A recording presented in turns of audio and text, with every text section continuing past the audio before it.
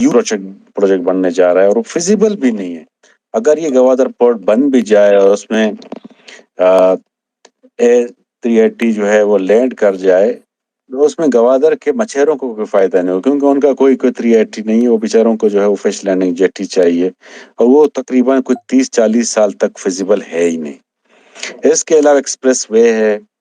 ہاں, گوادر پاک China friendship hospital ہے جو لوگوں کو فائدہ دے گا, لیکن موسٹلی پروجیکٹ جو ہیں وہ بنے تھے وہ کوئی بلوچستان کے لوگوں کو فائدہ نہیں مل رہے ہیں. جس حوالے سے کہ مولانا صاحب جو آج چیخ پکار کر رہے ہیں اور وہ کہہ رہے ہیں کہ جی گوادر پیچھے رہ گیا, میں اس بات کو ان کی سیکنڈ کرتا ہوں کہ ہمارے جو سی پیک پروجیکٹس جو کنسیو ہوئے تھے وہ بلوچستان کی سوشو اکنامک انڈیکیٹرز کو امپروو کرنے کے لیے نہیں ہوئے تھے.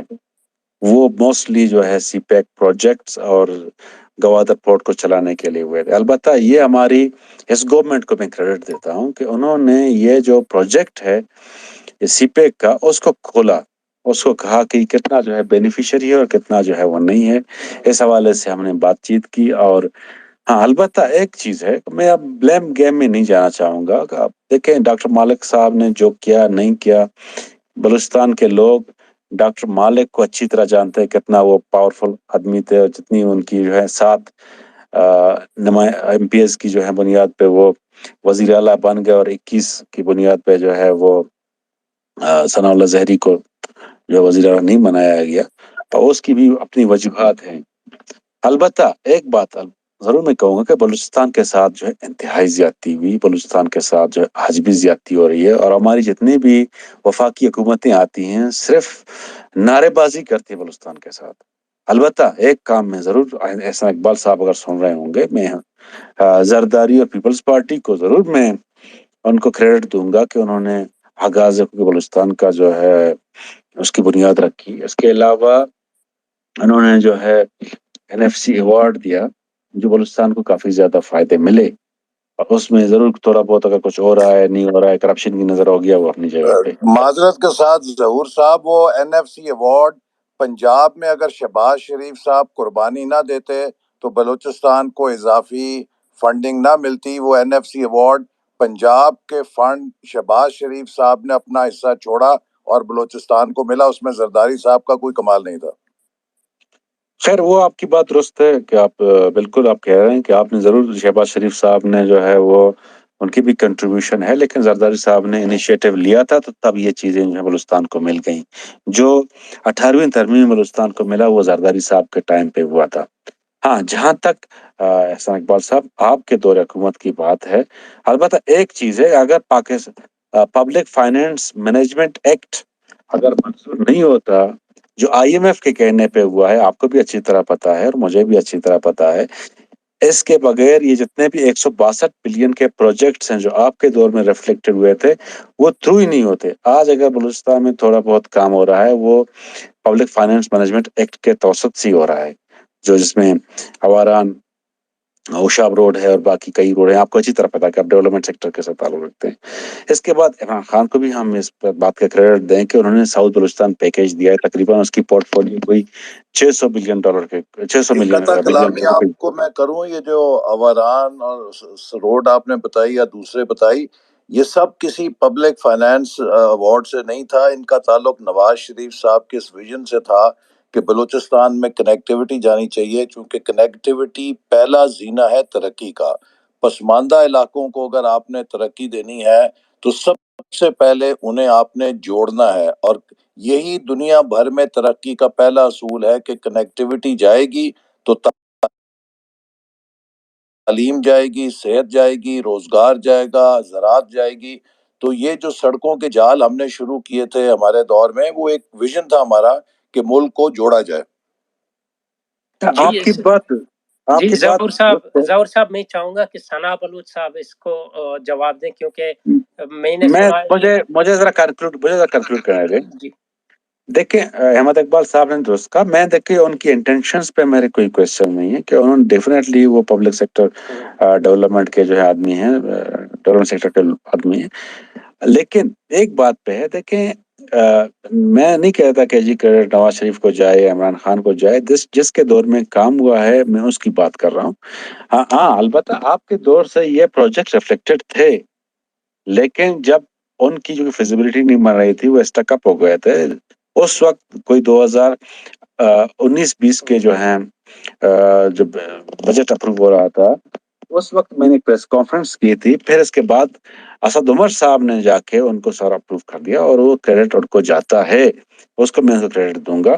ہاں البتہ میں نہیں کہتا کہ آپ کی جو ہے انٹینشنز غلط ہے بلوچستان کے حوالے سے. آپ نے بھی ضرور، آپ کے دوست انٹینشنز ہوں گے. بلوچستان کو ترقی کی ضرورت ہے. یہاں پہ سوشو اکنامک انڈیکیٹرز بڑے جو ہیں پور ہیں، اور یہ بات جو ہے نیگلیجنس وہ رہی ہے صوبائی گورنمنٹ اور وفاقی حکومت کی، جو آج مولانا داتو صاحب رحمان صاحب جو ہیں کھڑے ہوئے ہیں اور یہ باتیں کر رہے ہیں. اب آپ ثنا بلوچ کو دیں. ثنا دیکھیں بلوچ ایک صاحب، بات ثنا بلوچ صاحب میں ایک بات میں آپ کو ضرور کہنا جی چاہوں گا. دیکھیے اس بات پہ بھی غور کیجئے کہ یہ بات میں نے 18ویں ترمیم کے وقت بھی کہی تھی کہ صوبوں کے درمیان اگر گورننس اور ایڈمنسٹریشن کا فرق ہوگا تو جس صوبے کی ایفیشنسی زیادہ ہوگی وہ تیزی سے آگے بڑھے گا، اور جس صوبے کی ایفیشنسی لو ہوگی وہ تیزی سے کم ہوگا. میں آپ کو صرف 2 مثالیں دینا چاہتا ہوں. میں نے ایک پلاننگ کمیشن سے اسٹڈی کروائی کہ ہاسپٹل میں جو ایک بیڈ شیٹ جاتی ہے اس کی کیا قیمت ہے. جو چاروں صوبائی حکومتیں ہیں وہ ہسپتال میں جو چادر خریدتی ہیں اس کی کیا لاگت ہے. ایک جیسی چادر جاتی ہے. اگر وہ ایک صوبے کے اندر مثال کے طور پہ 500 روپے کی تھی، دوسرے صوبے میں 800 کی تھی، تیسرے صوبے میں وہ تقریباً 2000 کی تھی، اور چوتھے صوبے میں اس کی لاگت 5000 روپے تھی. اب آپ مجھے یہ بتائیے کہ جب وہی ایک چادر جو ایک جگہ 500 کی ہے اور ایک اور جگہ 5000 کی جا رہی ہے، تو جو بجٹ ہے اس کا امپیکٹ تو اتنا ڈائلیوٹ ہو گیا نا. کوئٹہ کے اندر وفاقی حکومت نے 10 ارب روپیہ دیا واٹر سپلائی اسکیم کے لیے. میں نے ہر طرح سے پتا کرنے کی کوشش کی کہ وہ 10 ارب روپیہ جو جاری ہوا ہے کوئٹہ میں مجھے پتا چل جائے کہ کہاں پہ اس کی پائپ لائن بچھی ہے، کوئی ہم اس کا آڈٹ کرا سکیں. مجھے نہیں سمجھ آئی، 5 سالوں میں پتہ نہیں چل سکا، اس کا کوئی ٹریس ہی نہیں ملا کہ وہ 10 ارب روپیہ کوئٹہ میں کدھر بچھا، کون سی چیزوں کو بچا. دیکھیے یہ بھی چیزیں ہیں جن کی طرف توجہ کی ضرورت ہے. ابھی ایک صاحب کوئی گلہ کر رہے تھے کہ جی ہمیں فنڈ نہیں ملا. دیکھیں آپ آئیں، ابھی پاکستان کے سارے پارلیمنٹیرینز کی پیز پریویلیجز رکھ لیں. بلوچستان کے ایم پی ایز، بلوچستان کے منسٹرز، بلوچستان کے چیف منسٹر، ان سب کی سیلری پاکستان میں تمام M P As, M N As, senators, prime minister سے زیادہ ہے. اس سے تو یہ لگتا ہے کہ بلوچستان از دا ریچسٹ پروونس. یہ میں معذرت کے ساتھ کہنا چاہتا ہوں کہ یہ وہ گورننس کے ایشوز ہیں جن کے اوپر بھی ہمیں غور کرنا چاہیے. پیسہ جو ہے وہ ہر صوبے کے پاس کم ہے، ہمارے مسائل زیادہ ہیں، لیکن یہ پیسے کے استعمال کی ایفیشنسی ہے جو کسی علاقے میں ترقی کو تیز کرتی ہے. تو میں کوئی اس پہ چارج نہیں کر رہا یا کوئی برا بلا کسی کو نہیں کہہ رہا. میں یہ ضرور کہوں گا کہ جو بلوچستان کے دانشور ہیں، جو بلوچستان کے لوگ ہیں، وہ اس بات کے اوپر بھی ضرور آواز اٹھائیں کہ جو پیسہ ملتا ہے وہ کس ایفیشنسی کے ساتھ استعمال ہوتا ہے. چونکہ جو صوبہ اس کو زیادہ ایفیشنسی سے استعمال کرے گا وہ ترقی میں تیز آگے نکلے گا. بس یہ ایک آبزرویشن تھی میری، میں اس پہ کوئی بحث نہیں چاہتا. جی ثنا بلوچ صاحب میں آپ کی طرف آنا چاہوں گا. نا منی موبائل کمو مچے نے میرا سوال ہے، کیونکہ میرا موبائل کا بیٹری لو ہونے والا ہے، تو یہاں پہ احسان صاحب بیٹھے ہوئے ہیں. تو یہاں پہ مسئلہ یہ ہے کہ بلوچستان حکومت ظہور صاحب ہیں، سرفراز بگٹی بیٹھے ہوئے ہیں. تو بلوچستان حکومت کس حد تک با اختیار ہے کہ مریم نواز صاحبہ نے خود ہی ٹویٹ کیا تھا کہ ایک جو وزیر اعلیٰ ہے قدوس ویزنجو 499 ووٹ لے کے اور وزیر اعلیٰ بنتا ہے. ظہور بلیدئی کا تعلق ایک ایسی پارٹی سے ہے جو راتوں رات بنتی ہے. سرفراز بگٹی صاحب اس وقت جب انٹیریئر منسٹر تھے، کوئٹہ میں اس کی تصویر وائرل ہوئی تھی کہ ایف سی کیمپ جانے سے پہلے انہیں تلاشی دینی پڑتی ہے. تو یہ کس حد تک با اختیار ہے؟ اور جس طرح گوادر کے مسئلے کو حل کرنے کے حوالے سے ظہور بلیدئی جس طرح سے مولانا صاحب سے سوال کر رہے تھے کہ آپ مستیقان کے ساتھ ہو یا کہ سراج اللہ کے، تو یہ ان کی سنجیدگی کہ انہیں کاؤنٹر کر دے کوئی بات ہو ایسی، مطلب کس حد تک ہے. اور میرا بس سوال یہ ہے، ظہور بلیدئی سے ہے، سرفراز بگٹی سے ہے. ظہور بلیدئی صاحب نے جس طرح سے فرمایا کہ جو ہم جیسے لوگ اپنے علاقوں تک نہیں جا سکتے، اسی لیے گوادر میں یا کہ باقی علاقوں میں چیک پوسٹیں قائم کی گئی ہیں. تو ظہور بلیدئی اور سرفراز بگٹی کو سیکیورٹی دینے کے لیے کہ تاکہ وہ اپنے علاقوں میں جا سکیں، تو اسی لیے بابر صاحب بیٹھے ہوئے تھے، کودہ بابر. ان کو آخری مرتبہ ہم نے تب سنا تھا جب وہ ٹی وی پہ یہ بتا رہے تھے کہ گوادر میں 4 لوگوں نے عید کا چاند دیکھا ہے، اسی لیے کل عید ہوگی. تو اس کے علاوہ مطلب یہ نمائندوں کی صورتحال ہے، کس حد تک مطلب ہم پہ مسلط کیے گئے ہیں، جن کا تعلق اگر واقعی میں گوادر کے لوگ مولانا صاحب کے ساتھ نہیں ہے، دھرنے کے ساتھ نہیں ہے، تو ان لوگوں کو ہم نے کسی کارنر میٹنگ میں، کسی احتجاج میں اتنے بڑے مجمع سے خطاب کرتے ہوئے نہیں سنا ہے. مطلب یہ سرفراز بگٹی صاحب بیٹھے ہوئے ہیں، انٹیریئر منسٹر رہ چکے ہیں، ہائی کورٹ سے ضمانت ہے، کس لیے ایک 10 سالہ بچی کے اغوا کے کیس میں. تو یہ صورتحال احسان صاحب ہے، ہمیں سن رہے ہیں اس وقت. تو یہاں پہ بلوچستان میں جس طرح مطلب نواب اکبر خان بگٹی سے پہلے کسی نے سرفراز بگٹی کا نام سنا تھا؟ نہیں سنا تھا. راتوں رات کہاں سے آ گیا؟ مطلب تو یہ صورتحال ہے بلوچستان میں کہ ایسے لوگ، ایسے جرائم پیشہ لوگ ہم پہ مسلط کیے گئے ہیں. تو ان پہ مطلب بات ہونی چاہیے کہ یہ واقعی میں نمائندے ہیں. کیوں ایک مولانا کے ساتھ ہزاروں کی تعداد میں ہماری مائیں بہنیں خواتین بزرگ کس لیے کھڑے؟ مستیقان صاحب کینسر کے مریض ہیں، ان کو مطلب جیل میں ڈال کر کیا ثابت کرنا چاہتے ہیں کہ مطلب ہم طاقتور ہیں؟ اور وہاں پہ پنجاب میں جب ٹی ایل پی ایک مطلب ایک بینڈڈ آرگنائزیشن ہوتی ہے، راتوں رات ان کو انبین کیا جاتا ہے، اور بلوچستان میں بس لاٹھی گولی اور ایسی صورتحال کیوں ہے؟ اگر اور یہ صورتحال ہم گلا بھی نہیں کر سکتے کہ بھئی جام کمال کے دور میں، ظہور بلیدئی کے دور میں ہوا ہے، نواز شریف صاحب کے دور میں. بلوچستان میں مسخ شدہ لاشیں گرنے کا سلسلہ آصف زرداری کے دور میں شروع ہوا تھا. جب انہوں نے اقتدار سنبھالا تھا تو 3 بلوچ رہنما تربت میں وہ کیس بہت ہائی لائٹ ہوا تھا، وہاں پہ جوڈیشل کمیشن بھی بنی تھی.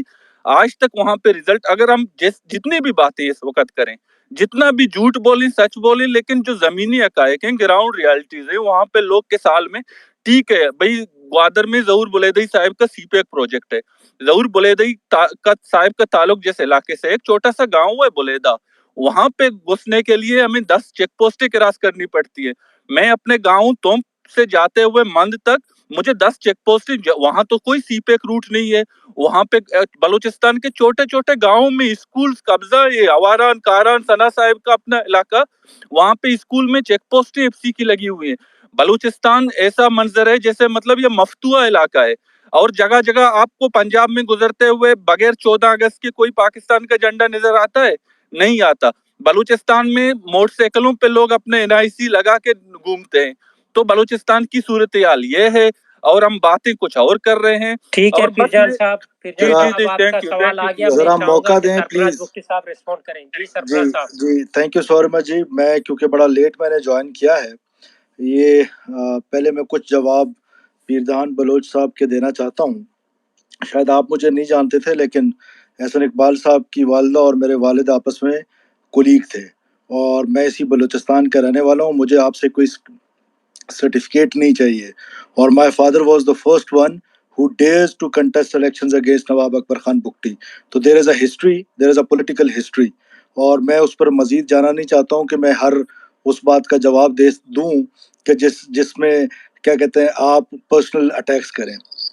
جہاں تک آپ نے پارٹی کی بات کی، تو یہ پارٹی جو ہے راتوں رات نہیں بنی. اس پارٹی کے پیچھے ایک مختصر سی بات یہ تھی کہ جب یہ پارٹی بنائی جا رہی تھی کیا سوچا تھا لوگوں نے. اس میں آپ دیکھیں، اس میں ایک منفرد چیز ہے کہ اس میں زیادہ لوگ الیکٹیبلز ہیں، اور یہ وہ الیکٹیبلز ہیں جو کبھی مین سٹریم پولیٹیکل پارٹیز کا حصہ ہوتے تھے، کوئی مسلم لیگ کا، کوئی پاکستان پیپلز پارٹی کا، کوئی PTI کا. تو اور یہاں پر جو پولیٹکس ہے وہ فیڈرلسٹ لوگوں کی، جو فیڈریشن پہ بلیو زیادہ کرتے ہیں، فیڈرلسٹ پولیٹکس کرتے ہیں، یا مین سٹریم پولیٹیکل پارٹیز کی پولیٹکس کرتے ہیں، یا پھر قوم پرست کی پولیٹکس کرتے ہیں. تو یہ ان لوگوں نے مل کے یہ سوچا کہ کیوں نہ ہم اپنی ایک جماعت بنائیں جو بلوچستان میں بیٹھ کے وہ اس پہ پھر گڈ اور بیڈ اس کے کیا اچھے رزلٹس آئے برے آئے وہ وقت خود بتائے گا. میں صرف ایک پوائنٹ کی طرف ہائی لائٹ ضرور کرنا چاہتا ہوں. یہ جو کہتے ہیں نا چیک پوسٹ، بھائی یہ چیک پوسٹیں 2002 سے پہلے تھیں؟ نہیں تھیں. یہ لڑائی ریاست نے شروع نہیں کی.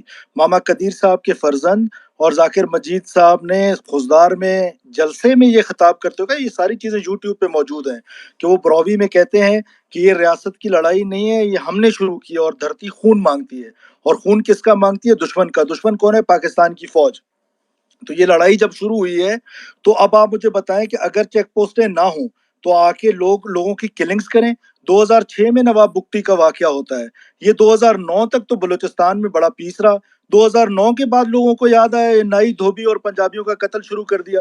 تو کیا لیجیٹیمیٹ ہے پنجابیوں کا مرڈر شروع کر دیں اور ٹیچرز کو مار دیں، ایجوکیشنسٹ کو مار دیں؟ پروفیسر ناظمہ طالب جو اپریل 2009 میں ماری گئیں، کیا اس کا قصور تھا کہ اس نے 30 سال تک بلوچستان کے لوگوں کو پڑھایا؟ پھر ریاستی اداروں کے پاس آپشنز کیا ہیں؟ دیکھیں سب سے بڑا قصوروار میں ہوں کہ میں پارلیمنٹ میں بیٹھا ہوں، ہم ایسی قانون سازی نہیں کر سکے ہیں. آپ اندازہ لگائیں کہ ہجرت اللہ جس نے مناوا پولیس اسٹیشن لاہور پہ حملہ کیا اس کی بھی بیل ہو گئی. آپ کیا بات کر رہے ہیں کہ کتنے بڑے ہارڈ کور ٹیررسٹ ہمارے ٹائم پہ پکڑا گیا، جس نے کوئٹہ ہائی کورٹ میں وکلا کو مارا تھا، تو اس کے ٹرائل کے لیے بھی کوئی ہمارے ادارے تیار نہیں تھے. تو کہنے کا مطلب ہے کہ ہمارے ہاں جب مجھے اگر آپ بندوق پکڑا دیں اور وائلنس کا اختیار دے دیں، پھر اس کے بعد کہیں کہ جی اب یہاں پر کیا کہتے ہیں چیک پوسٹیں کیوں بن گئی ہیں؟ بھائی جب وائلنس کا رائٹ آپ ایکسرسائز کرنے لگ جائیں گے تو پھر کوئی نہ کوئی چیک پوسٹ بنائے گا، کوئی نہ کوئی آپ سے پوچھے گا. پھر وہ اچھے سے بھی پوچھے گا، برے سے بھی پوچھے گا. کیونکہ جو سیکورٹی فورس کا لڑکا جو 8 گھنٹے سے سڑک کے اوپر کھڑا ہے میرے، اور یہ پھر اینمی گرے میں آپریٹ کر رہی ہیں سیکورٹی فورسز، یہ اینمی نون نہیں ہے، یہ ہڈن ہے. اور پھر کیسے پتا چلے گا اس کو؟ میرے ماتھے پہ تو نہیں لکھا ہوا کہ میں کیسا شہری ہوں کیسا نہیں ہوں. تو یہ کوائٹ نیچرل ہے. اگر آج پنجاب میں یہ کلنگ شروع ہو جائیں کہ راجن پور جو ہے وہ ڈپرائیوڈ ہے، راجن پور بیکورڈ ہے، وہ لاہور کے لوگوں کو قتل کرنا شروع کر دیں، تو کل لاہور میں بھی چیک پوسٹیں بننا شروع ہو جائیں گی. یہ جو رائٹ وائلنس کا رائٹ ہے. اور پھر یہ مسنگ پرسنز، کوئی جسٹیفکیشن نہیں ہے، ایک بندہ بھی مسنگ ہے. ایک بات آپ میری سن لیں کہ جب تک یہ جو انسرجنسی ہے، جب تک یہ جو را فنڈڈ لشکر ہیں، جب تک یہ لوگوں کا قتل کرتے رہیں گے، جب تک یہ سیکورٹی فورسز پہ حملے کرتے رہیں گے، 1973 کا جو کانسٹیٹیوشن ہے اس کے بعد ہمارا کوئی معاہدہ نہیں ہے کسی کے ساتھ کہ بلوچستان کی جو ہسٹری خود بیان کی جاتی ہے ایک سیلف کریٹڈ سی، اس پر بیٹھ کے ہم لوگ باتیں کرتے رہیں. اور پھر یہ خدا نہ خواستہ کہیں ایسا تو نہیں ہے کہ میں آخری 2 آرگومنٹس دے رہا ہوں. ایک یہ کہ ہم نے یہ مزاج بنا لیا ہے کہ آئی ایم اے بلیک، مطلب کہ جو بلوچ پنجاب میں رہتا ہے کوئی سلیمان میں، وہ ہم سے زیادہ بیکورڈ ہے، وہ کیوں نہیں بندوق اٹھاتا ہے، وہ کیوں نہیں وائلنس کا راستہ اختیار کرتا ہے. یہ اس اور پھر جہاں سے ثنا بلوچ صاحب ہیں وہ بڑا ڈپرائیوڈ علاقہ ہے، جہاں سے ہمارے چیئرمین سینٹ ہے وہ اتنا ہی ڈپرائیوڈ ہے جتنا ڈیرہ بگٹی ہے. تو وہاں سے کیوں نہیں کوئی ایک فاری کیمپ مجھے بتا دیں کہ جو طالبدین کے علاقے میں لگا ہو. تو یہ آرگومنٹ ہی غلط ہے کہ بلوچستان کے یہ جو مسائل ہیں یہ اس وجہ سے ہیں کہ بلوچستان انڈر ڈیولپ ہے یا ڈپرائیوڈ ہے. ہاں یہ کمپلیمنٹ ضرور کرتا ہے. آج ریاست اگر ترقی کر لے گی، بلوچستان کی پیرلل ڈیولپمنٹ ہو جائے گی. کوئی ایسی ڈیولپمنٹ نہیں جو باہر کہیں کی ہے، پیرلل ڈیولپمنٹ جو کوئٹہ کی ہے وہ ڈیرہ بگٹی کی ہو، جو کراچی کی ہے وہ سکر کی ہو یا ڈیرہ بگٹی کی ہو. پیرلل ڈیولپمنٹ کی میں بات کر رہا ہوں. اگر پیرلل ڈیولپمنٹ آج کر بھی لیتی ہے ریاست، وہ ریاست کو کمپلیمنٹ ضرور کرے گی، سپلیمنٹ ضرور کرے گی. لیکن یہ جو شورش ہے وہ خود کہتے ہیں کہ ہم اپنی بلوچ آئیڈینٹی پہ لڑ رہے ہیں، اور ہمیں اس بات کو لے کے بیٹھے ہوئے ہیں کہ یہ اس لیے لڑ رہے ہیں کہ کیونکہ ہم ڈپرائیوڈ ہیں. پھر ایک اور آرگومنٹ جو مجھے سمجھ آتا ہے، maybe I am wrong, آپ لوگ اس پہ بہت سینئر لوگ یہاں پہ بیٹھے ہوئے ہیں. دیکھیں پاکستان کو روز اول سے کمزور کرنے کی کوشش کی جا رہی ہے، اس میں پراکسیز لڑی جا رہی ہیں، اس میں ملیٹنٹ پراکسیز بھی ہیں جس میں لشکر جنگوی، جس میں داعش، جس میں T T P, B L A, B R A, U B A, name anybody, وہ سارے. اور پھر ایک اور چیز ہے جس کو ہم کہتے ہیں خدا نہ خواستہ، دیکھیں رائٹ ہے، ہر کوئی ایکسرسائز کر سکتا ہے right to assemble, nobody can deny it. لیکن کیا یہ پروپیگنڈا ٹول کا حصہ تو نہیں ہے کہ مجمع اکٹھے کرو، ریاست کے خلاف اس تیزی کے ساتھ جھوٹ بولو کہ وہ سچ کا گمان ہو، اور اس سے یہ ایک پروپیگنڈا ٹول بنا کے ریاست کو کمزور نہ کریں. آپ بالکل رائٹ ہے آپ کا, آپ 100 دفعہ اس کو ایکسرسائز کریں, آپ اسمبل ہوں, آپ رائٹس کی بات کریں. جو رائٹس ابھی دیکھنے دینے تو پروونشل گورنمنٹ نے ہیں. کیا میں بلوچستان سے نہیں ہوں؟ کیا میں بلو بلڈڈ بلوچ نہیں ہوں؟ کیا ظہور بلیدی صاحب بلوچستان سے نہیں ہیں؟ کیا ثنا صاحب بلوچستان سے نہیں ہیں؟ ہم سارے لوگ بلوچستان سے. آج تک کوئی چیف منسٹر ہمارا لاہور سے آیا ہے کوئی؟ سارے کے سارے بلوچ, پشتون بھی ہم اتنے ایتھنک اس میں ہیں کہ ہمارے پشتون کو بھی یہ ایکسرسائز نہیں ہے کہ وہ رائٹ نہیں ہے کہ وہ چیف منسٹر بن سکے, اس نے صرف بلوچ نے بننا ہے. آج تک جتنے وزراء اعلیٰ گزرے ہیں بلوچ, کوئی ایک میگا پروجیکٹ کلیم کر سکتا ہے؟ کوئی نہیں کر سکتا ہے. تو پھر ہم اپنے گریبان میں جھانکیں اور پیرلل ڈیولپمنٹ کی بات کریں, ضرور بات کریں. اور آخری بات میری کہ آج تک ہمیں جو بھی رائٹس ملے ہیں, جو ڈیولپمنٹ کے رائٹس ملے ہیں یا جتنے بھی رائٹس ملے ہیں, وہ تھرو پارلیمنٹ ملے ہیں.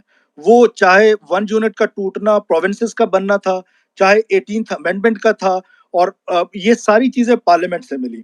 میں ایک چیز کا احسن اقبال صاحب کی موجودگی میں میں ایک بار پھر ان کا شکریہ ادا کرتا ہوں کہ انہوں نے باقی بلوچستان کا تو مجھے نہیں پتا, لیکن انہوں نے کم سے کم کچی کنال جیسے ڈیڈ ہارس کی جو سکیم تھی جس کے فنڈز لاڑکانہ میں اور کہاں کہاں چلے گئے تھے, انہوں نے پرسنلی اس کو لے کر آج اس کچی کنال میں جائیں آپ, زرعی انقلاب آیا ہوا ہے وہاں پر, وہ بلوچ کے لیے کیا ہے انہوں نے. میں اس کے لیے ان کا شکریہ اس فورم سے بھی ادا کر رہا ہوں, ٹھیک ہے, پہلے بھی کیا, آئندہ بھی کروں. سربراہ صاحب آپ کا موقف سامنے آ گیا. میرے خیال سے جو ہمارا بنیادی موضوع تھا ہم اس سے ڈٹریک ہو رہے ہیں.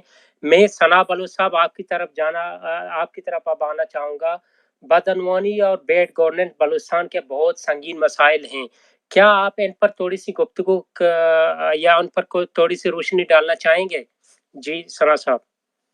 کیا thank you very much. I am glad کہ آج کوئی 1600-500 کے قریب اس اسپیس کے جو اس گروپ میں لوگ آئے ہیں, اور پرٹیکولرلی احسن اقبال صاحب ہیں, گل بخاری ہیں, جلیلہ ہے, you can name many of them, very season learned. Salim Salim Javed بھائی ہیں. تو میرے خیال میں جو اصل موضوع تھا وہ گوادر تھا, اور گوادر میں جو پروٹیسٹ تھا اور اس پروٹیسٹ کے کیا ہیں وجوہات, کیا ہیں اس کا بیک گراؤنڈ کیا ہے, اور اس کو کس طرح حل کیا جانا چاہیے تھا, یہ شاید ہمارا موضوع بحث ہوتا. تو ہم کچھ شاید اس کے مسائل پہ بات کرتے, پھر اس کے بعد مسئلے کے حل کی طرف بات کرتے. ہم نے کچھ مسئلے پہ کا ذکر کیا, اور میں صرف تھوڑا سا مسئلے کا حل کی طرف آؤں گا. پھر یہ جو 3-4 موضوعات ابھی اور جو درمیان میں میرے خیال میں شروع کی گئیں, اس میں دیکھیں ایک تو اوورآل بلوچستان کے اندر جو یہ تنازع ہے, انسرجنسی ہے, شورش ہے, وائلنس ہے, اس کو کوئی بھی نام دیں, یہ تقریباً 1947-1948 سے چل رہا ہے, اور اس کے بڑے political, constitutional, legal, economic bases ہیں. اس سے کوئی انکار نہیں کر سکتا. ان کو وقتاً فوقتاً دبایا گیا, حل کرنے کی سنجیدہ کوشش نہیں کی. دنیا کے اندر بہت سے اس طرح کے جو پروٹیکٹڈ کنفلکٹس موجود ہیں, یہ بلوچستان ان میں یونیک نہیں ہے. لہذا صرف اس بنیاد پر کہ یہ کچھ بلوچوں کی خواہش اور مرضی ہے, اور یہ تنازع شورش جو ہے اس کے پیچھے کچھ اور ہے, صرف اگر ہم اسی کنٹیکسٹ میں اس کو سمجھنے کی یا حل کرنے کی کوشش کریں گے تو یہ تنازع کبھی حل نہیں ہوگا, اور اس میں بگاڑ بھی آئے گا. لہذا جو سنجیدہ ریاستیں ہوتی ہیں وہ اس کانفلکٹ کے بون آف کنٹینشنز یا بنیادی وجوہات ہیں, ان کو جاننے کی کوشش کی جاتی ہے. اس میں قدرتی وسائل ہیں, اس میں بلوچستان کی زمین ہے, اس میں بلوچستان کی شناخت ہے, اس کی زبان ہے, یہاں کے لوگوں کو دوسرے صوبوں کے برابر اختیارات, حقوق دینے کی بات ہے. یہ ساری چیزیں اس میں شامل ہیں. اور ایک جو بات یہاں پر کی گئی, میں صرف کیونکہ بہت زیادہ لوگ بیٹھے ہوئے ہیں, ہسٹورینز, رائٹرز بیٹھے ہوئے ہیں, درستگی تھوڑی سی کرنا چاہتا ہوں. نہ آصف زرداری صاحب نے ہم پہ کوئی احسان کیا, نہ مشرف صاحب نے کوئی احسان کیا. یہ جو 18ویں ترمیم آئی ہے یہ بلوچوں کا احسان ہے پورے پاکستان پر. وہ کیوں؟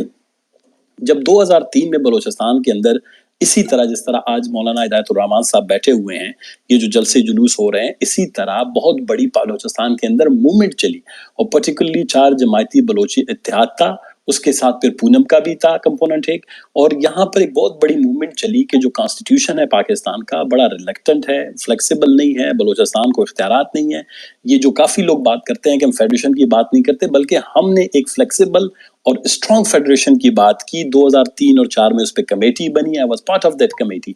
2004 میں جب سینٹ کا ممبر تھا, کنکرنٹ بل کے خاتمے کا, آپ لوگوں نے پرانی کانسٹیٹیوشن 2010 سے پہلے کی اگر کسی نے پڑھی ہوگی, اس میں کوئی 47 سبجیکٹ پر مشتمل ایک کنکرنٹ لسٹ ہوا کرتا تھا جب میں نے اکیلے اٹھ کے اس کنکرنٹ لسٹ کو ختم کرنے کی بات کی تو وسیم سجاد صاحب اس وقت لیڈر آف دا ہاؤس ہوا کرتے تھے سینٹ میں، ان مجھ پہ مذاق میں ہنس پڑے، کہتا ہے تم شیخ مجیب بننا چاہتے ہو؟ میں نے کہا اس میں شیخ مجیب کی بات نہیں، آپ نے ہمارے آباء اجداد کے ساتھ 1973 میں اپریل میں جب یہ کانسٹیٹیوشن باقاعدہ لاگو ہوا، آپ نے کہا تھا 10 سال میں اس کا خاتمہ ہوگا، وہ مجھ پہ ہنسے۔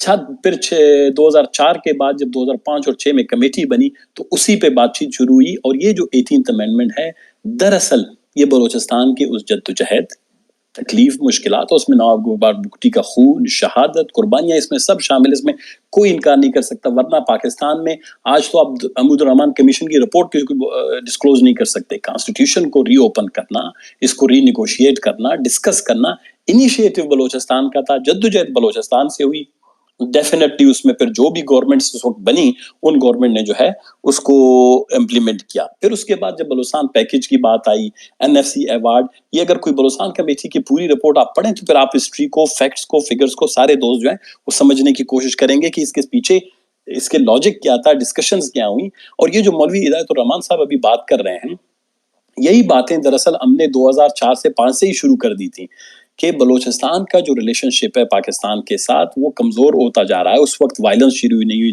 جن وائلنس کی بات سرفراز صاحب نے کی، ہم نے ان کی طرف اشارہ کیا کہ ایک بہت بڑی لوگوں کے اندر مایوسی ہے، اور اگر وہ یہ بات کہہ رہے ہیں کہ جس شورش سے پہلے چیک پوسٹ نہیں تھے بلکہ شورش سے پہلے 1500 چیک پوسٹوں کی لسٹ ہم نے فراہم کی، کوسٹ گارڈ کے چیک پوسٹ اس وقت بڑے ہوتے تھے، کراچی، آپ یہاں سے کوئٹہ سے کراچی نہیں جا سکتے تھے، آپ کو 6 گھنٹے 10 گھنٹے کراچی جانے والی کوسٹ گارڈ چیک پوسٹ پہ رکنا پڑتا تھا۔ تو یہ بلوچستان میں 1500 چیک پوسٹ اس وقت موجود تھے۔ پھر دوسری جو ایک امپورٹنٹ بات ہوئی جس کو ابھی تک الگ طلب ہے، کیونکہ ہم اس وقت تھے نہیں، 2010 میں ہم جلا وطن ہوئے، سردار اختر مینگل جیل میں تھے، ایک بات جو اس وقت یہ ہوئی کہ ہم نے کہا تھا سول آرمڈ فورسز یہ فیڈریٹنگ یونٹس کو دیے جانے چاہیے۔ بلوچستان ایک بے روزگار علاقہ ہے، یہاں انڈسٹریلائزیشن نہیں ہے، ایگریکلچر نہیں ہے، 70-80 ہزار جو لوگ ہیں، یہ کالونیل اسٹرکچر جو ہے سول آرمڈ فورسز کا، اس کو چینج کریں۔ اور جس طرح فرنٹیئر کانسٹیبلری ہے خیبر پختونخوا میں 100% خیبر پختونخوا کے لوگ ہیں، اس میں پنجاب کی رینجرز میں 100% پنجاب کے لوگ ہیں، تو وائی ناٹ فرنٹیئر کور میں بلوچستان کے لوگ؟ If you trust them, if they are your citizen, allow them and let them to be part of the civil armed forces۔ اگر آپ فوج میں گنجائش ان کے لیے نہیں بن رہی ہے، ہم نے بڑی سنجیدہ باتیں کی، ڈسکشنز کیے، یہ ساری چیزیں جو ہیں ان رپورٹس میں شامل ہیں، جو لوگ پڑھتے ہیں، سمجھتے ہیں، دیکھتے ہیں کہ بلوچستان میں یہ جو گورننس کا یہ جو اسٹرکچرل فلاز جس کی بات کر رہے ہیں، جو اسلام آباد کے ساتھ تنازعات ہیں، اس کی بنیادی وجہ یہ ہے کہ جو اسلام آباد کے ادارے، انسٹیٹیوشنز یہاں پہ ہیں، مثلا کوسٹ گارڈ میں آپ بلوچستان کے لوگوں کی 2% بھی ریپرزنٹیشن نہیں ہے، میرین ٹائم سیکورٹی ایجنسیز میں آپ پورے کوسٹ لائن 770 کلومیٹر ہے، اس میں 7 لوگ بھی نہیں ہوں گے میری ٹائم سیکورٹی ایجنسیز میں۔ مثلا اگر 100 کلومیٹر پہ ایک آدمی کا حق نہیں بنتا ہے کہ اس میں ہو۔ آپ آئیں پاکستان نیوی کی بات، اور میرا سوال ہے اس وقت کے، دیکھیں ہم نے بلوچستان کی اس جدوجہد میں یہ جو فالٹ لائنز تھے فیڈریشن کے ساتھ بلوچستان کے، ان کو بڑا ہائی لائٹ کیا۔ احسن اقبال صاحب نے بڑی اچھی باتیں کی سی پیک کے حوالے سے، ظہور بلیدی صاحب نے تھوڑی سی تفصیلات بتائیں، 2 سے 2.5 ارب ڈالر اصل میں بلوچستان کو جو ٹوٹلی ملا آج وہ تقریباً کوئی 200-300 ملین ڈالر بھی نہیں ہے، جو سڑکوں کی مد میں تھوڑا بہت خرچ ہوا وہ بھی ایشین ڈیولپمنٹ بینک کے تھے، کچھ اور تھے۔ دیکھیں جو اب میں بننے والی بجلی ہے وہ ابھی 1800 میگا واٹ سے زیادہ بجلی پیدا کرتی ہے، اور اب کا جو بجلی ہے وہ 500 kV ٹرانسمیشن لائن کے ذریعے سے واپس کراچی جاتی ہے، اس کا 1 میگا واٹ بلوچستان میں نہیں آتا۔ آپ میری ابھی گوگل کر لیں نو انرجی فار بلوچستان، میرا 2016 کا آرٹیکل ہے جب سی پیک کے ڈسکشن چل رہے تھے کہ ٹرانسمیشن لائنیں، ابھی بھی ٹرانسمیشن 2 بڑی لائنیں، سی پیک کا ویب سائٹ ہے اس پہ جائیں، 2 بڑی جو ٹرانسمیشن لائنیں پروپوزڈ ہیں وہ سندھ سے فیصل آباد کی طرف اور دوسرا جو ہے مٹیاری سے لاہور کی طرف ہے۔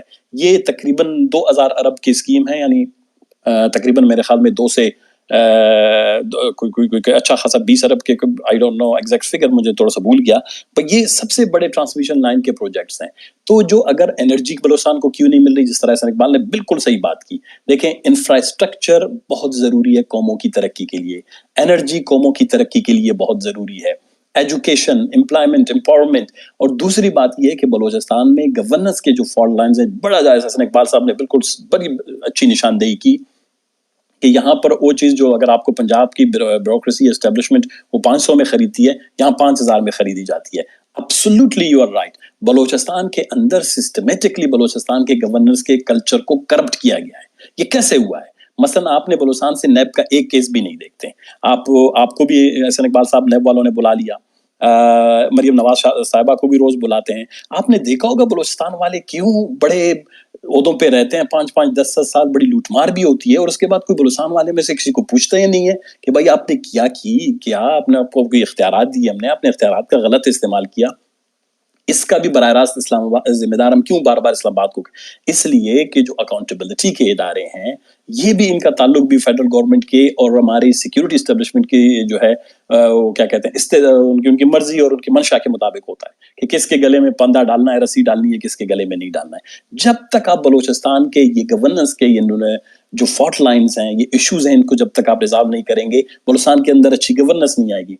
कोई भी बलोचिस्तान के अंदर कोई अच्छी गवर्नमेंट एस्टेब्लिश हो ही नहीं सकती. पॉलिटिकल इंजीनियरिंग बहुत होती है, इलेक्शन मैनेजमेंट, इलेक्शन इंजीनियरिंग बहुत ज्यादा है. आप कल बलोचिस्तान के अंदर एक अच्छी इलेक्शन करवाएं और उसमें बेशक बाप पार्टी आए, सब आए, लेकिन आप 100% एक इंडिपेंडेंट इलेक्शन करवाएं. मैं आपको अल्फिया बताऊंगा कि लोग अपने लोग मुंतखब करना जानते हैं. They know who is going to protect their right. Vote की मैनिपुलेशन होती है और ये बलोचिस्तान का अलमिया जो है. अब मैं आता हूँ इस पे ग्वादर के मसले को हम कैसे कंक्लूड कर सकते हैं. जहूर साहब बैठे हुए हैं, बाकी दोस्त बैठे हुए हैं. देखें, अगर ग्वादर वो बाप पे या कुदूस बिजंजो साहब पे एतमाद नहीं करते, अमल कलमती साहब वहाँ का एक नुमाइंदा है, अपोजिशन हमें फ्रेंडली अपोजिशन इसलिए कहा जाता है कि हमने जाम कमाल को निकालने में बड़ा अहम किरदार अदा किया. और गुज़िश्ता एक महीने से मैं तो खैर आउट ऑफ कंट्री, मैं गैम्बिया गया था, प्रेसिडेंशियल इलेक्शन थे वहाँ पर एज एन ऑब्जर्वर. तो मैं अब आपको क्या बताएं कि हम ये समझते हैं कि ये मौजूदा हुकूमत को थोड़ी सी तब्दीली दिखानी चाहिए थी. उनका ये था कि कुदूस बिजंजो साहब अज खुद जाएं और जो भी इदारे हैं, एफसी का आईजी है वो बैठे, कोस्ट गार्ड का डीजी है या आईजी है, डीजी है वो बैठे, मैरीटाइम सिक्योरिटी एजेंसीज बैठे. वहां पर ट्रॉलर्स का इशू जिस तरह गुराय साहब ने यहाँ पे बात की, मेरे ख्याल में थोड़ी सी इसमें कंफ्यूजन ये है कि ये जो ट्रॉलर्स हैं ये अब लोकल माफिया बहुत बड़ा बन गया है. चाइनीज ट्रॉलर्स के हवाले से एक एप्लीकेशन आई थी, हमने इसको खुद अपोज भी किया, हमने इसको अपने ट्वीट्स के जरिए से, स्टेटमेंट के जरिए से, और बल्कि असेंबली फ्लोर पे भी हमने ये कहा था कि बलूचिस्तान के जो मैरीन रिसोर्सेज हैं, मैरीन बायोलॉजी है, ऑलरेडी वो कम्प्लीटली डिमिनिश हो चुका है, उसको ख़त्म कर दिया गया है. इसमें तो गुंजाइश नहीं. मैम बाहर के मुल्कों में कभी कभी जाते हैं, रहते हैं, यहाँ पर तो आपको एक कम्यून से दूसरे कम्यून में वो जो वायर से एक एक मछली पकड़ते हैं वो पकड़ने की इजाज़त आपको नहीं दी जाती. ये कैसा मुल्क है, ये कैसा सूबा है जिसमें इतनी ज्यादा सिक्योरिटी फोर्सेस, हमारी रोजी रोटी है. तो इसको रोकने के लिए ये मेरे ख्याल में 6 से 8 घंटे में ये तमाम इदारों के सरबराह बैठे. They have to come up with a policy. Pakistan navy की सपोर्ट होनी चाहिए, फिर आप बलूचिस्तान के लोगों का दिल जीत सकते हैं. सरफराज साहब, ये सारे लोग जो हैं, जो मतलब अगर कोई, मैं आपको अल्फिया बताता हूँ कि जिसके घर में भूख, अफलास और आता है, मतलब उनके बाद मुझे और आपको ये इल्म नहीं है, लेकिन मैं पर्सनली, ये मेरा ऑब्जर्वेशन है, मैंने 2003 में 2002 में देखा था कि बलूचिस्तान, और मैंने सेनेट में, शायद हसन इकबाल साहब गवाह हैं, मेरे साथ कुलीग रहे हैं, भाई हैं, मैं और आप हसन साहब अभी ये जो एडवाइजरी काउंसिल के मेंबर थे, एनएचडीआर का जो रिपोर्ट 2020 का आया है, आप खुद बलूचिस्तान की सूरत हाल देख लें. उसमें बलूचिस्तान का कोई एक सोशल इंडिकेटर, चाहे वो एजुकेशन का है, हेल्थ का है, एम्प्लॉयमेंट का है, इन्वेस्टमेंट का है, फॉरेन एक्सचेंज का है, रेमिटेंसेस का है, इलेक्ट्रिसिटी का है, वाटर सप्लाई का है, कोई भी आप मुझे दिखाएं वो उसमें बेहतरी आई है, बल्कि उसमें पस्ती गई है. पस्ती की बुनियादी वजह ये है, चाहे सीपैक के नाम पे फंड्स आए हों या कोई डेवलपमेंट आई है या कोई, वो बलूचिस्तान में अभी तक उसके बेनिफिट ट्रिकल डाउन नहीं हुए. अनएम्प्लॉयमेंट बढ़ी है, पॉवर्टी बढ़ी है. आपने खुद multi dimensional poverty index report 2016 में हसन इकबाल साहब आपने खुद लॉन्च की है, उसके ही फिगर्स हैं. 73% multi dimensional poverty index Balochistan में रिकॉर्ड की गई है. तो जब एक ऐसे सूबे में तशद्दुद आएगा, तकलीफें आएंगी, नारेबाजी होगी, गाली गलोच होगा, झंडे जलाए जाएंगे, लेकिन अगर मैं रियासत होता, मैं दिल बड़े करता. मैं कहता हूँ एक झंडे नहीं 100 झंडे जलाओ, लेकिन मुझे जरा बात तो बताओ, ये तुम्हारा दिल जल क्यों रहा है, क्यों तुम इसके लिए आपने कोई तर्रु खान नहीं बनना है कि उसके गले नहीं काटने हैं. उसने अगर किसी ने बंदूक भी उठा लिया है, उसको कहो कि भाई क्यों उठा लिया है, اگر اس سے پہلے 20 سال تک تم نے نہیں اٹھایا، 25 سال تک، چلو کوئی 5-10 ہوں گے را فنڈڈ ہوں گے، کوئی 100 ہوں گے، 200 ہوں گے، لیکن پورا بلوچستان اس لیے اسلام آباد سے ناراض نہیں ہے کہ ان سب کو را کی فنڈنگ ہے، ان سب کو کھاد کی فنڈنگ ہے، نظر پتہ نہیں ان کو NDS کی فنڈنگ ہے. یہ جو فینسی اپروچ بلوچستان کے حوالے سے اسلام آباد میں اپلائی کیا جاتا ہے ٹو سیٹسفائی سم سرکلز، یہ ختم ہونی چاہیے. دیر آر وہ کیا کہتے ہیں کہ serious concerns and there are serious realities in Balochistan. بھوک ہے، افلاس ہے، تعلیم سے محرومی ہے، بے روزگاری ہے. اب یہ ٹرالر والوں کے مافیا کی وجہ سے لوگ مچکانے کے لیے رات کو مچھلی تک اپنے گھر میں نہیں لا سکتے. بات آئی بیڈر مینجمنٹ کی. دیکھیں بارڈر مینجمنٹ جو ہے بلوچستان میں، احسن اقبال صاحب نے بڑی اچھی بات کی کہ ایران کے ساتھ یہ بہت انٹیگریٹڈ ہے، کلچرلی، اکنامکلی، سوشلی اور ہسٹوریکلی ہم انٹیگریٹڈ ہیں. اس کو آپ نے کوئی 2-4 جو ہے وہ پوائنٹس بنا کے کنٹرول نہیں کر سکتے. اب اس وقت 10,000 گاڑیاں لوگوں نے خریدی تھی، کسی نے اپنے سونا بیچا ہے، کسی نے چاندی بیچی ہے، کسی نے مال مویشی بیچے ہیں. انہوں نے یہ ساری چیزیں خرید لی، گاڑیاں خرید لی کہ ہم تیل کا کاروبار کریں گے. ٹوکن جو ہے وہ 6 سے 7 لاکھ روپے میں رشوت پہ بک رہا ہے. اور ٹوکن کون دے رہا ہے؟ اس کو پروونشل ایڈمنسٹریشن بھی نہیں دے رہا، اس کو کسٹم بھی نہیں دے رہا، اس کو FC دے رہا ہے. اب جب FC دے رہا ہے تو FC یقیناً اگر میرے پاس، میں تھوڑی سی پوزیشن پہ ہوں، میری رسائی ہے، تو مجھے 2-4 ٹوکن زیادہ مل جائیں گے. تو ٹوکن والی گاڑیاں وہ آ جا سکتی ہیں. باقی جو بیچارے غریب ہیں، جنہوں نے اپنے سونا بیچا ہے گھر کا، اپنی بیوی کے جو ہے ماں کے جو ہے وہ زیورات بیچے ہوں گے، گاڑی خریدی ہے، پورا گھر اس سے پلتا تھا، وہ کہاں جائے گا؟ اور یہ میرے خیال میں جو ایران کے ساتھ ایک لمیٹڈ ٹریڈ اس کو الاؤ کرنا چاہیے، چاہے اس کے پاس سرکاری گاڑی اگر اس کے کاغذات ہیں بھی نہیں ہیں. میں یہ کہتا ہوں بلوچستان میں آنے والے 20 سے 30 سال تک ایک مارشل پلان ہو. بلوچستان کے اندر لیگل اور کانسٹیٹیوشنل جو بہت سے ہمارے پروویژنز ہیں یا ایکٹس ہیں یا رولز ہیں، ان میں آپ کو ریلیکسیشن اور فلیکسیبلٹی دینی ہوگی. ایک وارنٹن، conflict ridden, poverty stricken country کو، ریجن کو، پارٹ آف دا پاکستان، اس کو آپ اس طرح ہینڈل نہیں کر سکتے نارمل پنجاب کی طرح، یا خیبر پختونخوا تو پنجاب سے آگے نکل گیا ہے، اس کی بہت سی. تو یہ جو کیا صاحب آپ نے کہا کہ یہ فالٹ لائنز جو ہیں، یہ جو گورننس کے فالٹ لائنز ہیں، ان کا بھی براہ راست تعلق ہمارے پاکستان کے اوورال اسی چیز کے ساتھ ریلیٹڈ ہے کہ ووٹ کو عزت دو. بلوچستان میں بھی ووٹ شوٹ کی کوئی عزت نہیں ہے. بلوچستان میں بھی اس وقت دبگوس والا الیکشن ہوتا ہے. میں 4 الیکشن کر چکا ہوں. 2013 میں جب میں جیت رہا تھا، اس وقت میرے حلقے میں 40 پولنگ اسٹیشن پر انہوں نے پولیس کے کانسٹیبل ایز اے وہ کیا کروا دیے، پریزائڈنگ آفیسر بنا دیے. الیکشن کمیشن تک کیس آیا. پہلے دن الیکشن کمیشن کے ممبران کے آنکھوں میں آنسو تھے، اگلے دن میرے خلاف فیصلہ دے دیا. کہتا ہے جی یہ تو بس آلات سیکیورٹی ادھر آلات اجازت نہیں دیتے. میں نے کہا آپ کا قانون اجازت نہیں دیتا کہ 70 گریڈ سے کم کا آدمی، اور بالخصوص فورس کا آدمی، وہ پریزائڈنگ آفیسر نہیں بن سکتا. پولیس کانسٹیبل 7 گریڈ کا وہ کیسے جو ہے وہ پریزائڈنگ آفیسر بن گیا؟ میں 200 ووٹوں سے مجھے ہرا دیا. اس دفعہ عوام کی طاقت تھی، زور تھا، جذبہ تھا، لیکن یہ ہمیں پتہ ہے کہ ہم کس طرح اس مگرمچھوں کے درمیان سے نکل کے آ جاتا ہے، اور شاید کبھی دوبارہ آئیں بھی نہ. میں I'm not very much optimistic کہ پاکستان کا جو اگر یہ الیکشن کا کلچر یہ چلا، یہ جو ابھی EVM کی بات ہو رہی ہے، دوسری چیزیں ہو رہی ہیں بلوچستان میں گریجولی، میں تو یہ سمجھتا ہوں کہ اتنی اوپن الیکشن ہونی چاہیے تھے کہ آپ جو لوگ پہاڑوں پہ ان کو بھی کہیں آؤ الیکشن لڑو، آؤ آپ کو اجازت ہے، اس کے بعد آپ کے ساتھ نیگوشیٹ کرتے ہیں. فی الحال میں یہ سمجھتا ہوں کہ گوادر کو فوکس رکھ کر، گوادر کے حوالے سے ایک پارلیمانی کمیشن ظہور صاحب قدوس صاحب کو یہ ایڈوائز کریں کہ پارلیمانی کمیشن بنائیں، اور ہدایت الرحمان صاحب کو کہیں کہ 5 بندے آپ اپنے دے دیں، 5 گورنمنٹ اپنے ڈال دے، جن پہ ہدایت الرحمان صاحب کو اعتماد ہے، اس میں عمل کلمتی ہو اس میں. اور دوسری بات یہ جو ایک امپورٹنٹ میں کہنا چاہتا ہوں احسن اقبال صاحب آپ سے، کہ ایک ایسی کمیشن بلوچستان کے حوالے سے بننی چاہیے کہ وہ آ کے جا کے دیکھیں، وہ گوادر میں آئیں، وہ مند میں جائیں، وہ تمپ میں جائیں، وہ بلیدہ میں جائیں، خران میں جائیں، چاغی میں جائیں، کم از کم ایک 15 سے 20 دن کا وہ ٹور کریں کہ فزیکلی بلوچستان کو یا پاکستان کے اس حصے کو کم از کم وہ فزیکلی آبزرو کریں، اس کو فیل کریں. جب تک یہ چیز ہم نے نہیں کی ہے، شاید جو پرسپیکٹو ہے ہمارے پالیسی میکرز کا، ڈیسیجن میکرز کا، پولیٹیکل ریپرزنٹیٹیوز کا، وہ بلوچستان کے حوالے سے ہمیشہ ٹنٹڈ رہے گا. وہ یہی ہوگا کہ جی بس یہ راہ ہے، یہ انڈیا ہے، یہ افغانستان ہے، یہ ایران ہے، یہ امریکہ ہے، یہ فلانا ہے. یہ ایک بہت بڑا چھوٹا کمپوننٹ ہے، وہ راہ والے پنجاب میں بھی کاروائی کر لیتے ہیں، لیکن تو اوور آل جو کنسرنز ہیں जो जो चैलेंजेस हैं बलूचिस्तान के, गवर्नेंस के, पॉवर्टी के, उनको समझने की कोशिश करें। थैंक यू किया साहब। ठीक है सना साहब, बहुत शुक्रिया। मेरे ख्याल से काफ़ी वक्त हमने कंज्यूम किया इस स्पेस में। एहसान इकबाल साहब मौजूद हैं, जमाल बलोच और हकीम बलोच भी मौजूद हैं।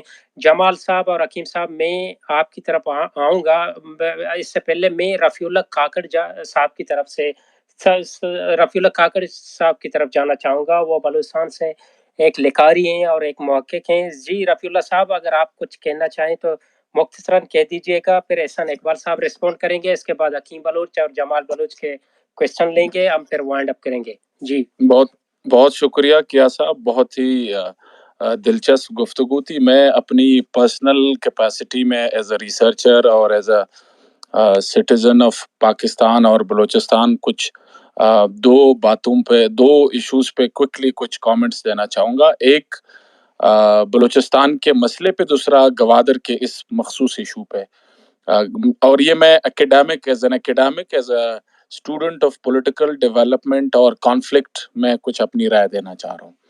पहले देखिए, ये याद रखें, एथनिक कॉन्फ्लिक्ट्स पे जितना लिटरेचर है उसको ग्लोबली अगर उसको हम एनालाइज करें, असेस करें, तो उसका निचोड़ ये निकलता है कि जो पॉलिटिसाइजेशन ऑफ एथनिसिटी है, ये इस वजह से नहीं होती कि लोगों को लड़ने का शौक होता है, लोगों को नाराज होने का शौक होता है।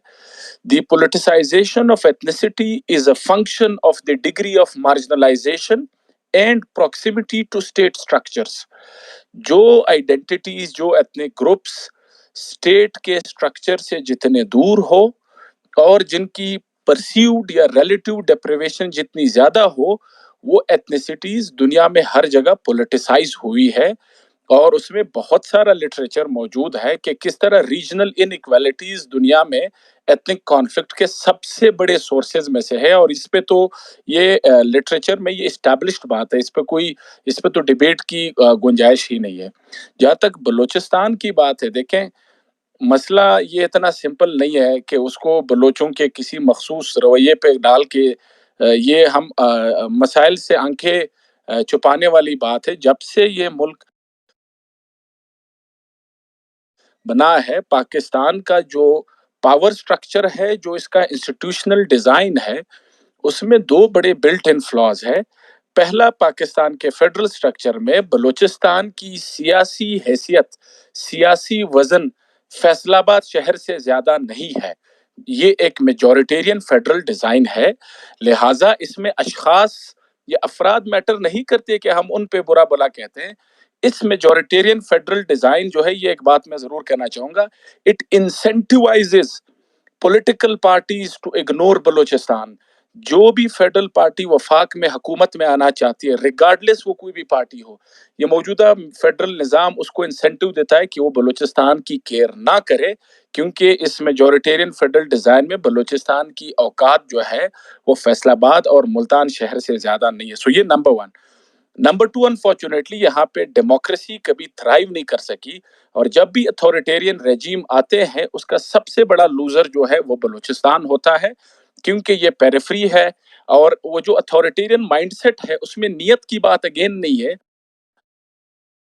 वो बिल्ट इन फ्लॉ उसमें ये है कि वो पैरानाई पे बेस्ड है। उसमें जिस तरह अंग्रेज बलूचिस्तान को अफगानिस्तान और ग्रेट गेम की लेंस से देखता था, पोस्ट कॉलोनियल पाकिस्तानी इलीट्स ने बलूचिस्तान को हमेशा Afghanistan, India, Arabian C and what ever जो स्ट्रेटेजिक कैलकुलस है उनकी, उसकी नियत से देखा है, rather than treating the people of Balochistan as citizens and human beings in their own right. तो ये जो दो माइंडसेट्स हैं, इसमें एक इंस्टीट्यूशनल है, ये हमें किसी की स्वीट टॉक से ये चीजें नहीं चेंज हो सकती, ना ही इसमें बलोचों को मोरद इल्जाम ठहरा के ये मसाइल हल हो सकते। तीन मैं मिसाल दूंगा।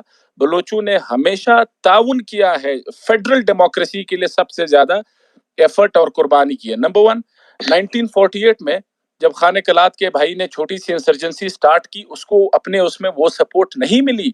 तमाम बलोच वो आए, वो पाकिस्तान के फेडरल सेटअप में को एग्जिस्टेंस के लिए तैयार थे। उसके बाद वन यूनिट, नवाब नौरोज खान, ये सारी कहानी छोड़ दे। फिर आ जाए 73 पे, फास्ट फॉरवर्ड।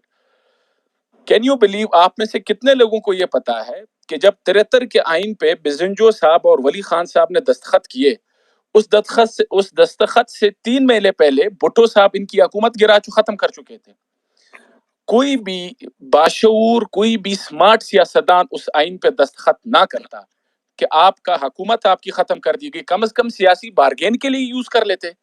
حکومت ختم ہونے کے باوجود، لیاقت مارچ کے انسیڈنٹ کے باوجود انہوں نے 73 کے آئین پہ دستخط کیا. اور میں کانسٹیٹوئنٹ اسمبلی کی ڈیبیٹس پڑھ رہا تھا. 73 کی اسمبلی کی اس ڈیبیٹ میں بزنجو صاحب بار بار کہہ رہے کہ ہمارے قومی وسائل پہ بلوچوں کو ان کا حق دو. اور سنگل بگیسٹ رسپانس اس وقت کی جماعتوں کی پیپلز پارٹی کی طرف سے یہ آتا تھا کہ جی یہ آپ غدار ہیں اور پہلے ہمیں ذرا انڈسٹریل سینٹرز تک گیس پہنچانے دیں، پھر آپ کی بات آ گئی. گیس ختم ہو رہا ہے اور ابھی تک ہماری جو ہے بلوچستان کی باری نہیں آئی ہے. تو وہ یعنی آپ کی حکومت گرا دی گئی، آپ پہ ظلم ڈھایا جا رہا ہے، آپ پھر بھی آئین پہ دستخط کر دے، جس کا مطلب یو وانٹ ٹو کو exist in a federal democracy. پھر اس کے بعد جس دن 73 کا آئین 14 اگست کو پروملگیٹ ہوتا ہے، اسی دن ذوالفقار علی بھٹو صاحب تمام بلوچ قیادت کو گرفتار کرتے ہیں. یعنی کننگنس کی بھی کوئی حد ہوتی ہے. تو لہٰذا یہ کہنا، یہ بلوچوں پہ ڈالنا، اس وقت بھی ان کے پاس اپرچونٹی تھی. یہ اور بھٹو صاحب کی جو کلوزسٹ وہ ہے رفیع رضا صاحب، ملک معراج صاحب، ان سب نے میموائرز لکھے ہیں. آپ میں سے جن کو پڑھنے کی دلچسپی ہے ان سب میں آپ دیکھیں، وہ سب تصدیق کرتے ہیں اس بات کی کہ ڈے 1 سے بھٹو صاحب کا یہ ارادہ تھا کہ صرف شملہ ایگریمنٹ اور 73 کی آئین میں ان کو نیب کی ضرورت تھی.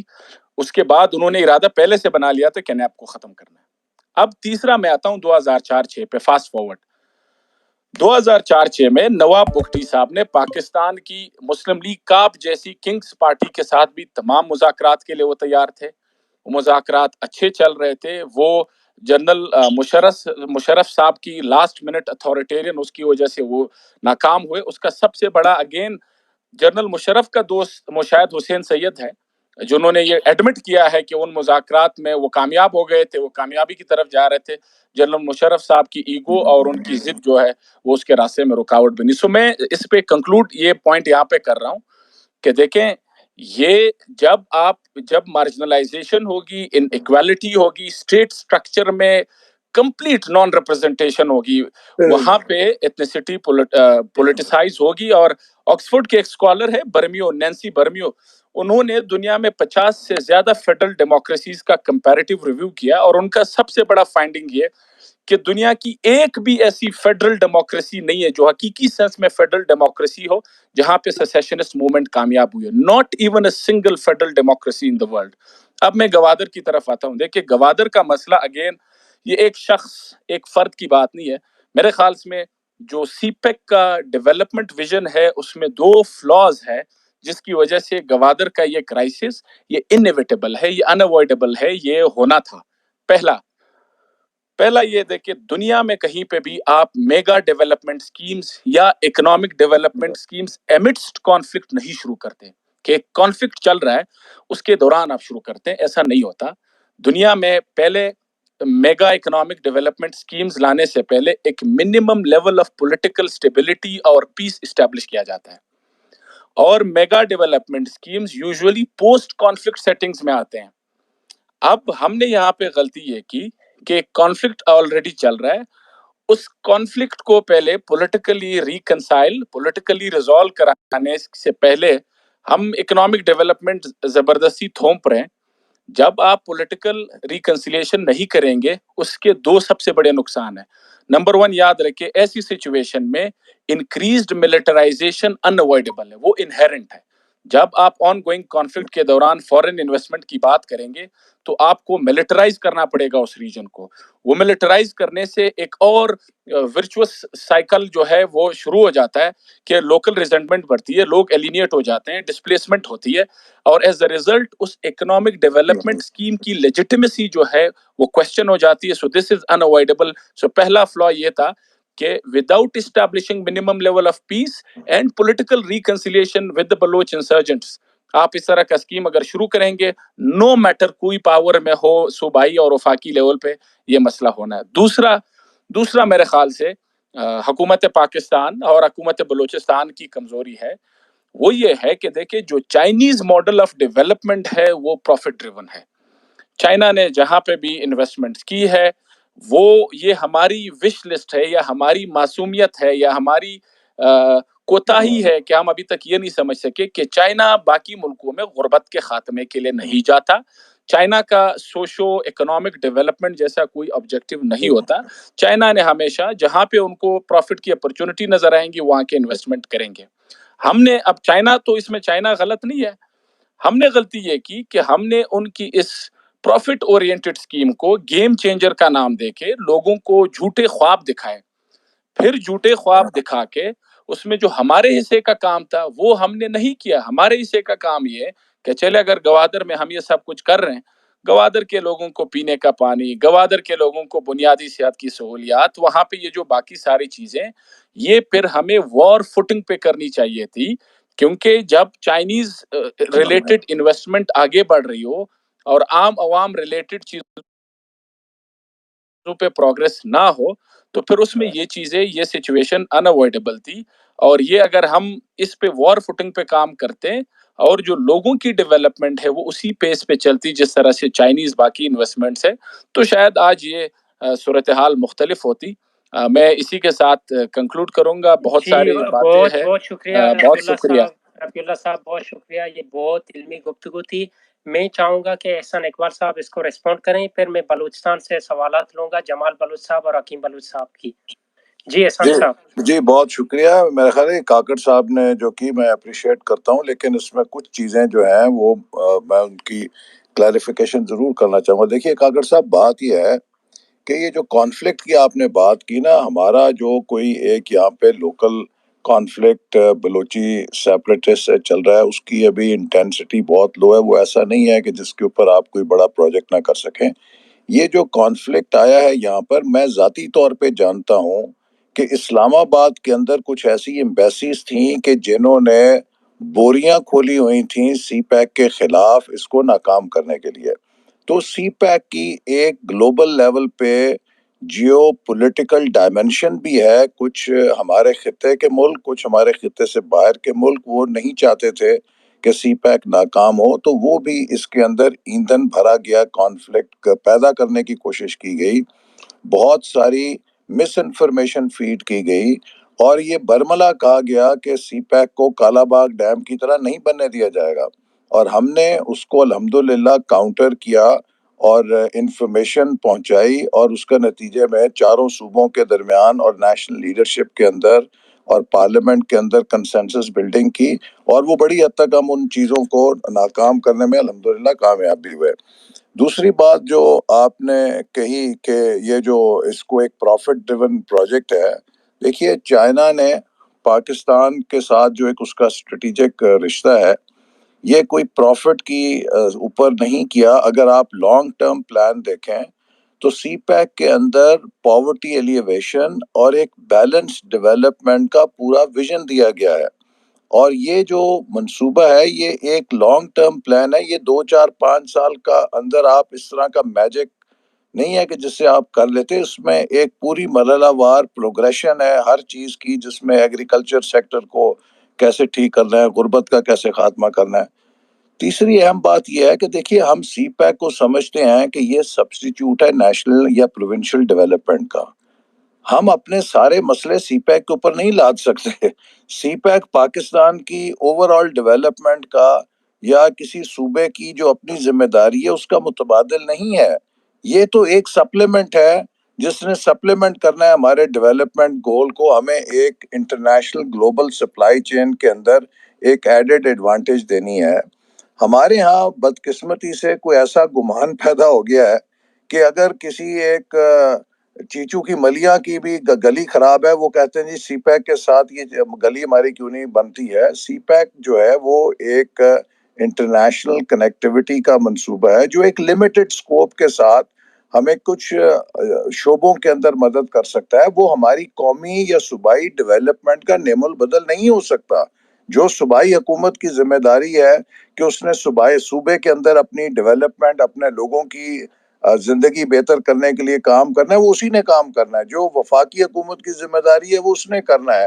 تو سی پیک تو ایک ایڈ آن ہے، اس کو ہم یہ نہیں کہہ سکتے کہ اپنے سارے مسائل اس کے اوپر لاد دیں. تو یہ ایک فرق ہمارے اصل میں پیش نظر نہیں ہے, اور ہم سمجھتے ہیں کہ شاید سی پیک ہی ہے کہ جو اب سارا نیشنل ڈیولپمنٹ پلان کا بوجھ لے کر چلے گا. تو باقی میں اتفاق کرتا ہوں جو سب لوگوں نے کہا کہ اس میں کوئی شبہ نہیں ہے کہ ہم سب اس بات کے ساتھ اتفاق کرتے ہیں کہ جو بلوچستان کی ترقی ہے اس کے عمل کو تیز ہونا چاہیے, جو ماضی کی محرومی ہے اسے دور ہونا چاہیے. اور مجھے کم از کم اپنی حد تک جب تک میں منسٹری آف پلاننگ میں رہا ہوں مجھے اس بات پہ ضرور اعتماد ہے, شرح صدر ہے, کہ ہم جس حد تک بلوچستان کے لیے کر سکتے تھے ہم نے بہت کوشش کی, اس میں کمی رہ گئی ہوگی. ہم نے کوشش کی ہے کہ تعلیم کے میکسیمم, میں نے خود بتایا کہ میں 5-7 ضلعوں میں تو خود جا کے یونیورسٹی کیمپس کھول کے آیا.